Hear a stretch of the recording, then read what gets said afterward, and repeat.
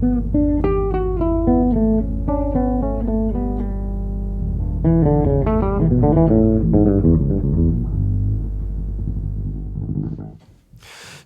Matt, when we were talking earlier, you were telling me about how, your new setup, your digital, your Death Star, which is fully operational, and how this is your travel rig. I mean, what you see is what you get here with the the interface and the laptop. I wonder if you could just give me a tour, through the intricacies and tell me a little bit about how you use this in a live situation. Yeah. So there's 2 or 3 ways I use it live. The centerpiece revolves around a piece of software called Ableton.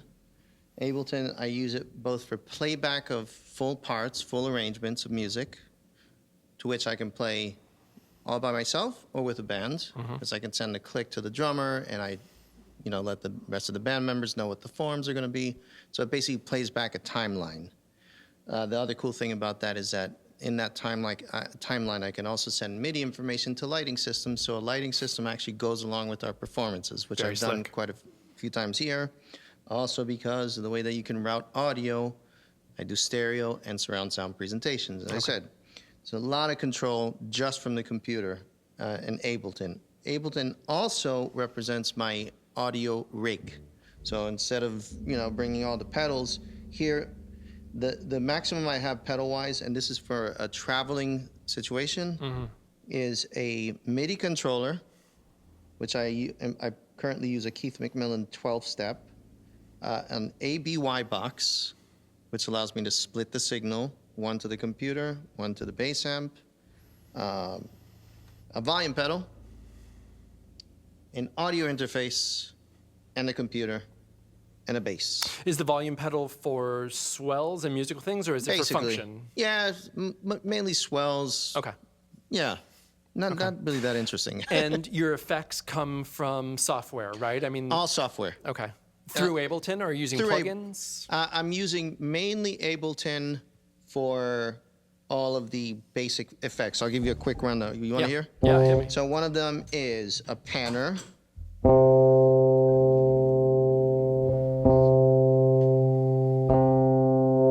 That'll be pretty obvious in the mix. Then I have reverb on the bass channel alone.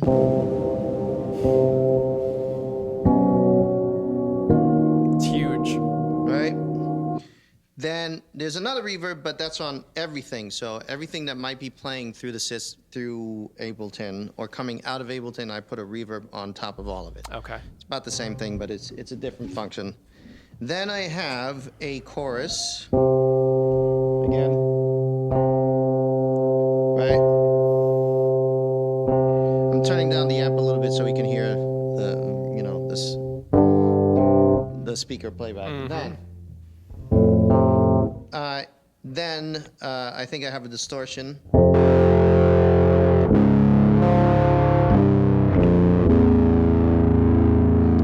There's a lot you could do with that distortion. You can set a whole bunch of different parameters. It's all digital. It's not my favorite, but it works. I just don't want to carry more stuff. Sure. Then, one of the parts that's probably the more interesting is the looping section. But remember, this is a looper that has to deal with a computer. The computer, you can loop something for as long as you have memory or drive space, right? So this could go on for days of recording. In that functionality, though, but there's also a lot of other functionality, and that's basically an Ableton looper. That's it. So here's what you could do. I don't know.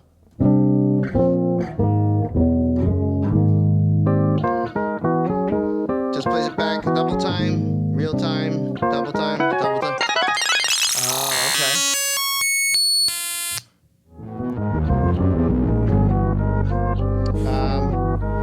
There's all kinds of stuff. I mean, this gets pretty intense. The options that you have. So that doesn't even include the playback parts that you might have. So the way I would look at this from a creative standpoint, I use effects for just creating a texture, and it works very well in fully improvised contexts. So, for example, I use this a lot in working with DeJohnette and Ravi Coltrane. We have this trio that we play, which, very interesting, plays a lot of abstract music, where you can really just create stuff on the fly. But then we also touch back to traditional forms of, American jazz and, whatever it is that you want to do. But basically, there's a lot you could do. So when you're playing with those guys, it seems to me like, I've seen it, a couple times, as so many people have, and a lot of times you're the one who sort of starts off the musical idea. Yeah. And you're using your gear. Is it? How did those guys react to it, and how did you come to sort of make the decision to do that with these guys? I think that's probably the best question there is, because you got to understand, we're playing what is considered traditional jazz form of music with some very people that are very heavily involved in that scene of music. So DeJohnette and Coltrane, my dad, where I'm coming from, but I'm playing electric bass, which already is a step out. Right. So if you're already stepping out and you're playing with these amazing musicians, what can you do that doesn't break tradition? There's not really much, so I've decided to break it even further, right? Because I can't try to make it better by sounding more like an acoustic bass player. That's right. I might as well go in the other direction and go where I really want to go with it. Yeah.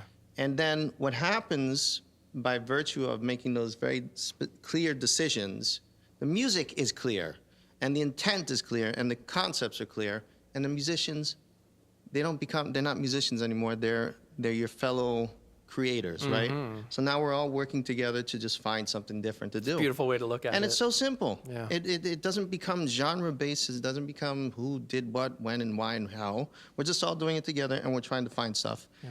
And I can't tell you how amazing this is with the audiences that we play for, because they get it. Sometimes we'll play for 15 minutes, just complete cacophony. Yeah. They get it. Well, to me, that's a product of the audience really trusting, trusting the people on stage. You know, if you have trust and respect for the people that you came to see, you'll follow them almost anywhere. Yeah. And that must give you guys such incredible creative freedom to walk away from the norms and really change, really do something new. I love it. I'll take what I consider, let's say, a tune of mine. It's called Benjamin's Dream.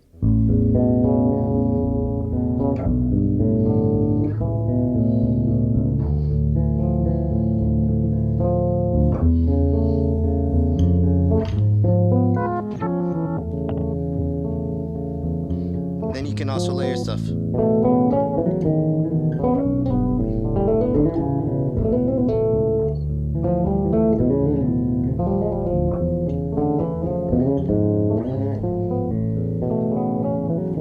now that's layered. And then what I do actually on the record that I released, I take this phrase and I reverse it.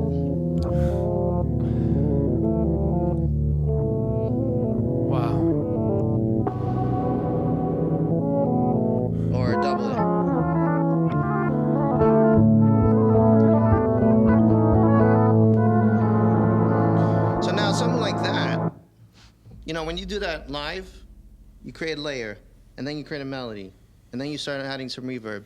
You got to see the reaction by the audience. They're in this dreamy state with you. They're waiting. You're just creating something, and it's a little lullaby. And then Jack comes in and goes, So, I mean, there's just, the things that you could do. That's a simple example as to abstract stuff.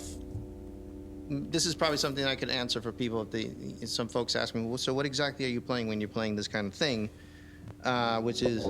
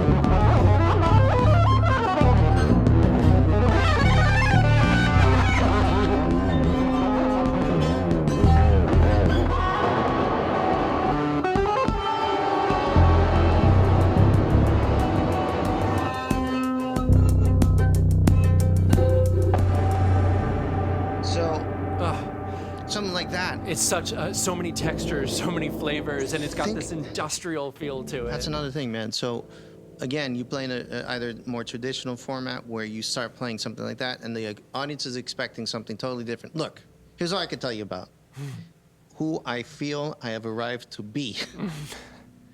I am not supposed to be the person that makes you clap. Right. That's not my job. That's for other musicians that need that. Okay. Right? My job is to look for things that I think are appealing to me, not in a selfish manner, but that keeps my creativity moving and my attention and my thing. And then I'll let you figure it out from there. If you don't like it, I'm sorry. Really, I don't mean that in a bad way. No, I hear you. I apologize, but I just need to do what I need to try to get to. Cool.